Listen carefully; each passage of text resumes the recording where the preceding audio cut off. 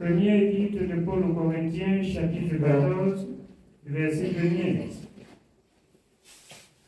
1. Recherchez la charité, aspirez au don spirituel, mais surtout à celui de prophétie. En effet, celui qui parle en langue ne parle pas aux hommes, mais à Dieu, car personne ne le comprend. Et c'est en esprit qu'il dit des mystères.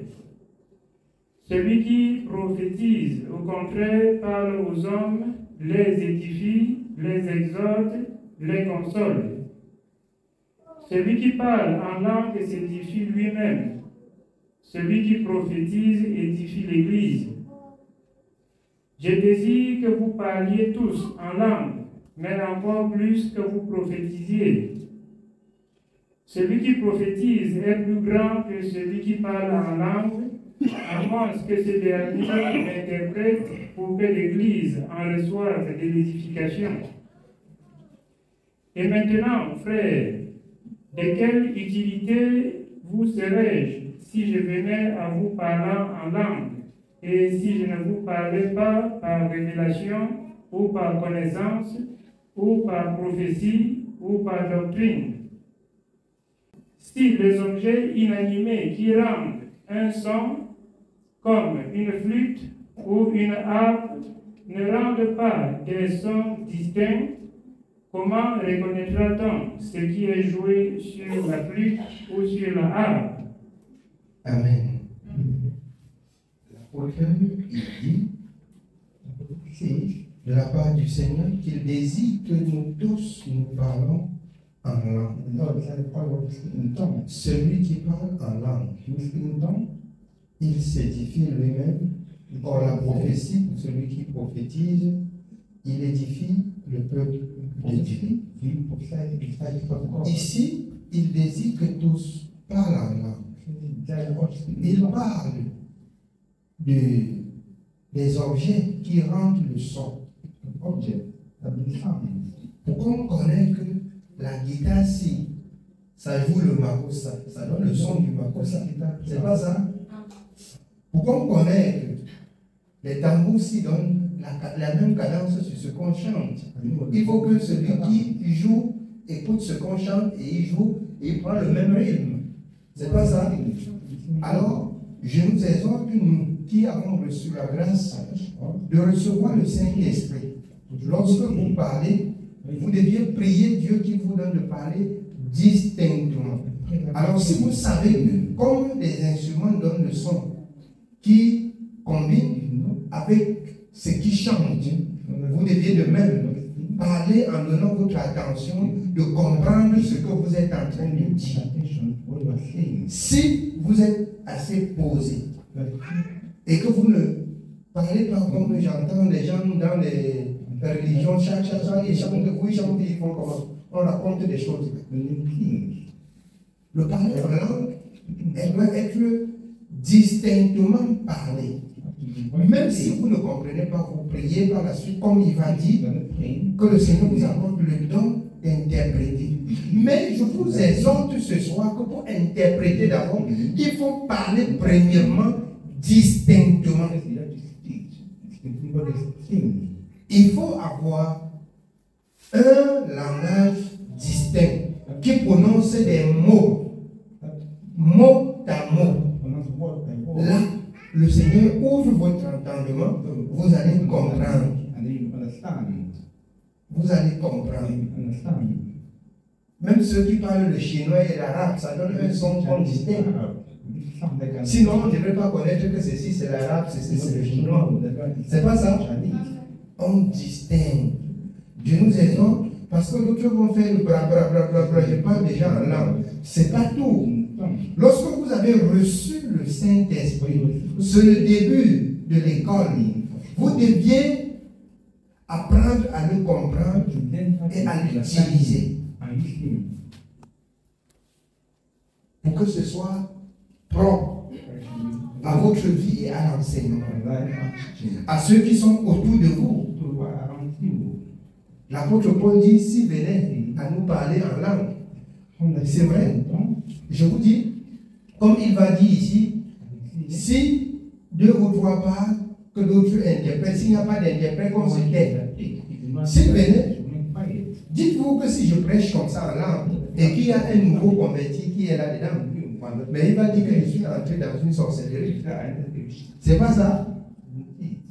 Celui qui n'a jamais entendu, il va dire je suis entré dans une maison de sorcellerie. Il faut que je sorte rapidement.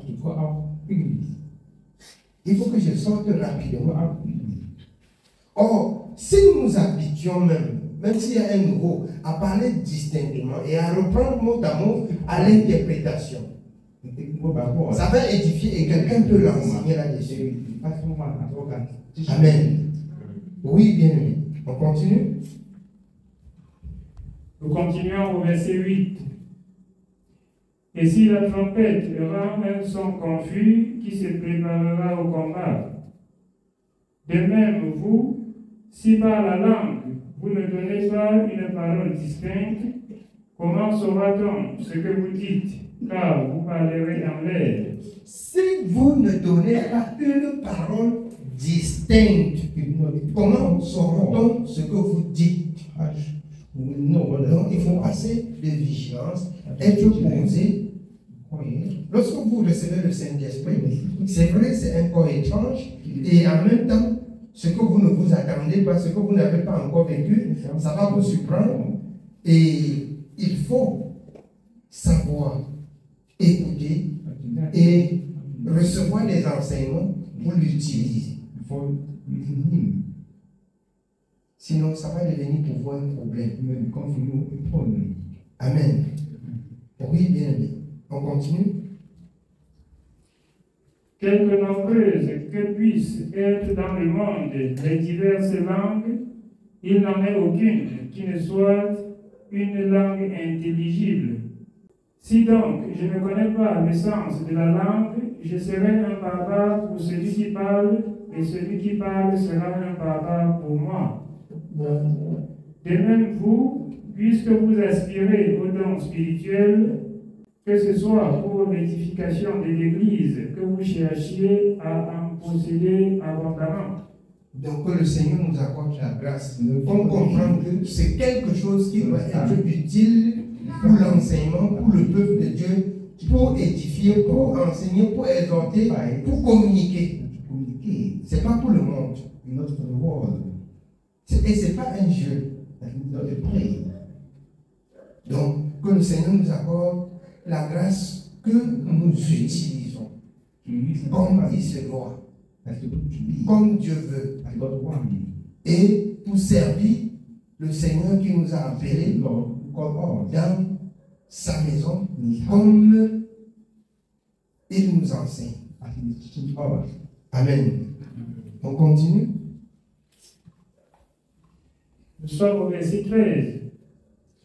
C'est pourquoi que celui qui parle en langue prie pour avoir des dons d'interpréter. Si quelqu'un parle en langue, qu'il prie le Seigneur, que le Seigneur lui donne, lui accorde le don pour interpréter. Et quand vous avez même reçu le Saint-Esprit et que je dis, si vous priez chez vous, habituez vous-même, quand vous êtes aussi seul, de prier par le Saint-Esprit de telle en sorte que Dieu vous donne de prier par l'Esprit distinctement. Parce que quand ça va être distinct, c'est alors que le don même pour interpréter s'installe. Mais on ne comprend pas. Quelqu'un se contente. Oh, je parle déjà en langue. Comme si on prime ceux qui parlent déjà en langue. Non. Non. Vous deviez, je vous exhorte, comme l'apôtre Paul dit, priez aussi retiré, comme la parole de Dieu indique dans le livre d'Ésaïe, dans notre chambre même, pour ne pas scandaliser même ceux qui sont autour de nous, nous édifier, apprendre, jusqu'à comprendre. Voici, les enfants partent à l'école. Le maître leur fait cours. Et il leur donne le devoir par la suite, qui doit être semblable à ce qu'ils ont vu comme cours. Pour qu'à la maison, ils s'exercent pour venir à l'école répondre aux questions et pour aller à l'examen passé. C'est pourquoi vous allez comprendre dans le livre d'Ésaïe, de Romains 8, si quelqu'un n'a pas de mon esprit, il ne m'appartient pas. Vous allez comprendre dans Éphésiens, n'attristez pas le Saint-Esprit par lequel vous avez été scellés. Vous pouvez l'attrister. Vous pouvez ne pas le recevoir. Donc il est important qu'on connaisse, qu'on doit recevoir. Et qu'on reçoit et qu'on apprend à le comprendre. Sinon, on va recevoir cet esprit en vain. Ne recevons pas donc la grâce de Dieu en vain. Amen. Oui, on continue, bien. Nous continuons au verset 14. Car si je prie en langue, mon esprit est en prière, mais mon intelligence demeure stérile. Que faire donc? Je prierai par l'esprit, mais je prierai aussi avec l'intelligence. Alors, tu peux prier par l'esprit, tu peux prier par ton intelligence. L'esprit n'est pas là que ça t'a captivé, ça t'a enroulé et ça t'a fait oublier. Ça t'a fait oublier de réfléchir. Non. Tu peux prier avec ton intelligence, comme tu peux prier par l'esprit. Tu peux stopper de prier par l'esprit et tu pries par ton intelligence. Parce que l'esprit exprime ce qui prend chez Dieu. Et maintenant, quand tu interprètes, c'est pour comprendre, pour te faire comprendre à ceux qui sont autour de toi ce que Dieu a dit. Parce que tous ne comprennent pas. Mais quand tu pries avec ton intelligence, tu n'as pas besoin d'interpréter. Sauf si quelqu'un est là qui ne comprend pas la langue que tu parles et on interprète à une autre langue. Mais si quelqu'un est adapté à comprendre le français, il comprend. Amen. Oui, bien aimé. Je chanterai par l'esprit, mais je chanterai aussi avec l'intelligence. Que le Seigneur vous donne même de chanter par l'esprit. Et qu'il vous donne de même de chanter avec votre intelligence. Ça veut dire à partir de ce que je lis, comme David, dans ses cantiques, à partir de ce que Dieu a fait pour moi, intelligemment, je peux composer un cantique pour lui rendre grâce. Ça, c'est mon intelligence. Comme l'Esprit peut me donner de chanter ce que je n'ai pas fait avec mon intelligence. J'ai pris l'exemple quand vos bien-aimés qui à un moment se sont acharnés vers moi, un jour je suis resté comme ça. J'avais beaucoup pleuré. J'ai senti dans mon cœur une force. C'est ce jour que j'ai chanté à toi la gloire. Et je n'avais jamais entendu ça quelque part. Ce n'était jamais venu dans mon esprit. Mais par l'esprit comme ça, c'est venu dans mon cœur. Comme j'ai chanté plusieurs cantiques là, que je n'ai pas enregistré. Après c'est parti. Le tout. J'ai chanté beaucoup, mais après c'est parti. J'avais retenu ceci parce que certainement ce jour-là, j'ai chanté en pleurant. Et alors, le Seigneur m'a donné de retenir. Parce qu'on m'avait fait beaucoup de mal. Amen. Oui, bien aimé, on continue. Continuons au verset 16.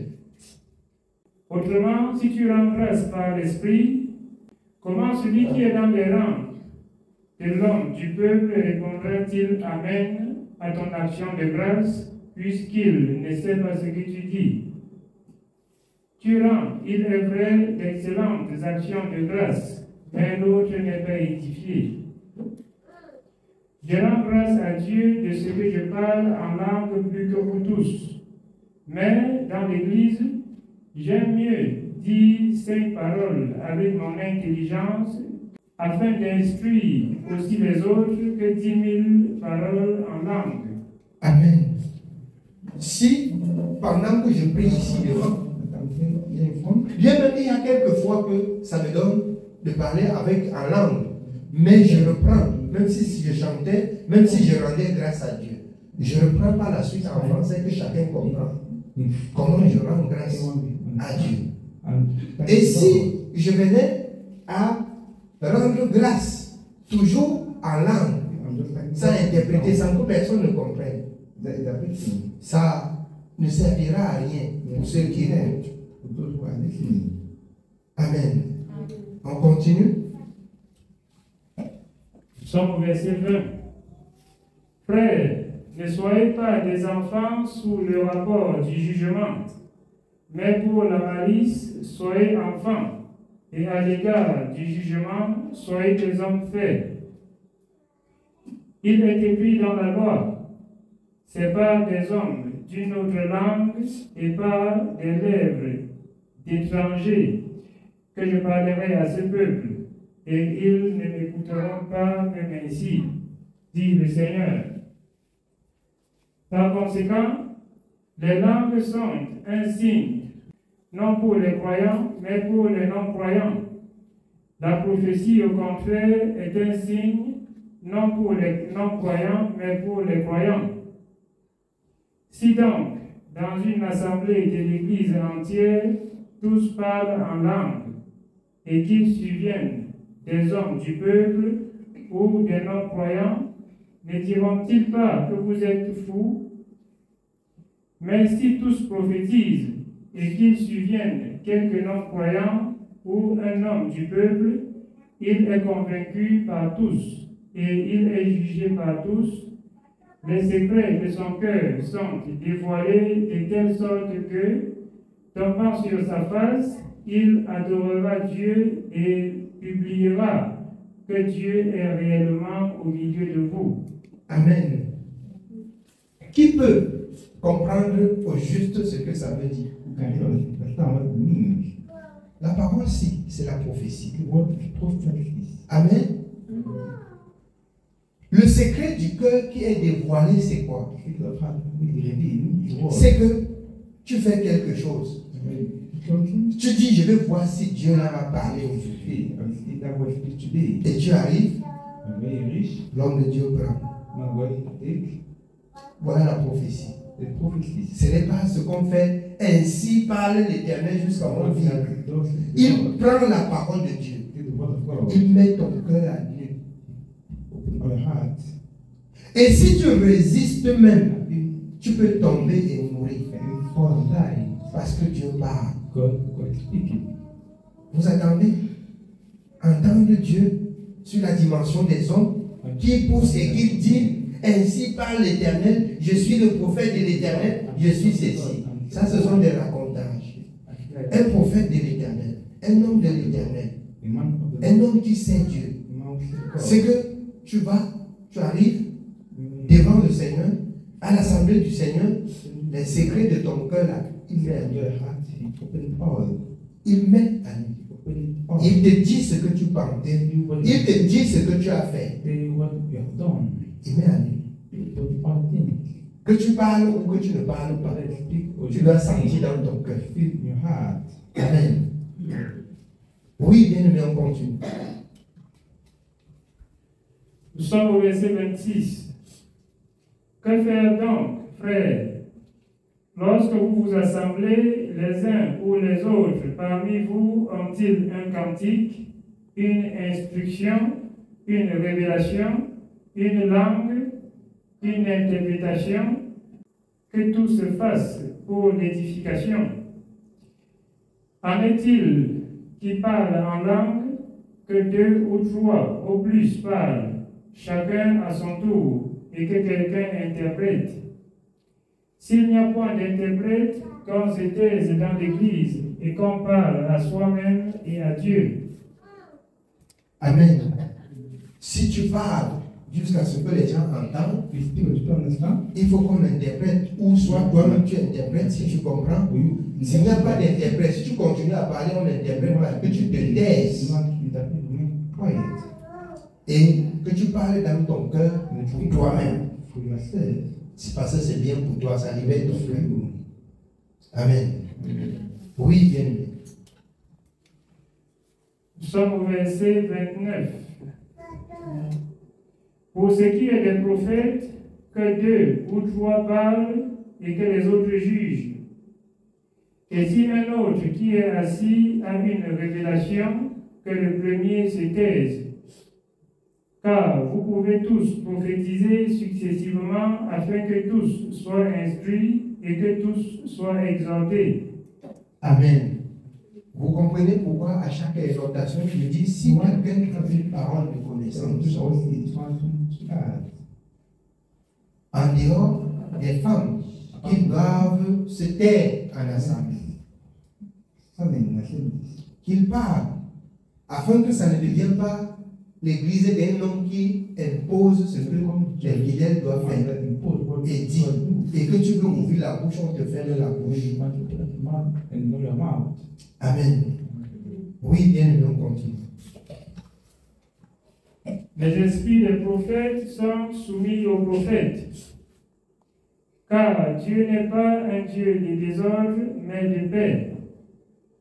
Comme dans toutes les églises des saints, que les femmes se taisent dans les assemblées, car il ne leur est pas permis d'y parler, mais qu'elles soient soumises selon que le dit aussi la loi. Alors que les femmes, comme c'est écrit dans la parole, dans l'église des saints, qu'elles se taisent et qu'elles soient soumises. Sinon, selon 1 Timothée 2, elles ne pourront pas être sauvées. Amen.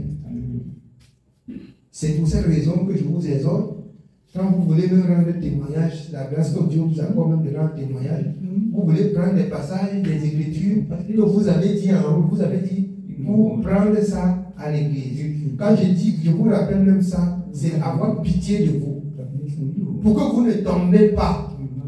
C'est pour avoir pitié de vous. Et je vous exhorte quand vous rendez témoignage. Alors, il faut condenser vos témoignages pour ne pas toucher les passages. Et j'ai dit que c'est écrit, j'ai dit que la parole de Dieu dit, j'ai dit que... Alors, vous vous imposez avec votre autorité en assemblée. Et ça ne marche pas. Le Seigneur m'a accordé la grâce tout simplement que je parle à quelqu'un, alors elle a été touchée par la parole de Dieu, ou elle n'a pas cru, je rends grâce à Dieu. J'ai fini. Mais vous voulez faire les récits de ce que vous avez vécu. Faites attention de ne pas pécher contre Dieu. Je vous rappelle et je serai innocent de votre sang. Amen. Oui, bien aimé, on continue. Continuons au verset 35. Si elles veulent s'instruire sur quelque chose, qu'elles interrogent leur mari à la maison, car il est malséant à une femme de parler dans l'église. Est-ce de chez vous que la parole de Dieu est sortie? Je connais. On continue. Ou est-ce à vous seul qu'elle est parvenue? Si quelqu'un croit être prophète ou inspiré, qu'il reconnaisse que ce que je vous écris est un commandement du Seigneur. C'est même un commandement. Ce n'est pas une exhortation, c'est un commandement de la part du Seigneur. Mais si vous méprisez cela, c'est dangereux. J'évite que vous ne tombez sur des pièges.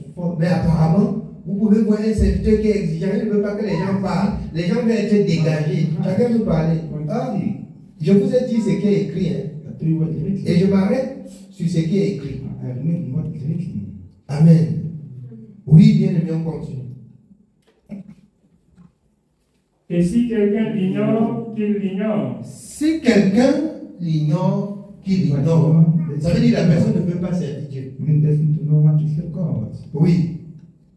Ainsi donc, frères, aspirez au don de prophétie et n'empêchez pas de parler en langue. Mais que tout se fasse avec bienséance et avec ordre.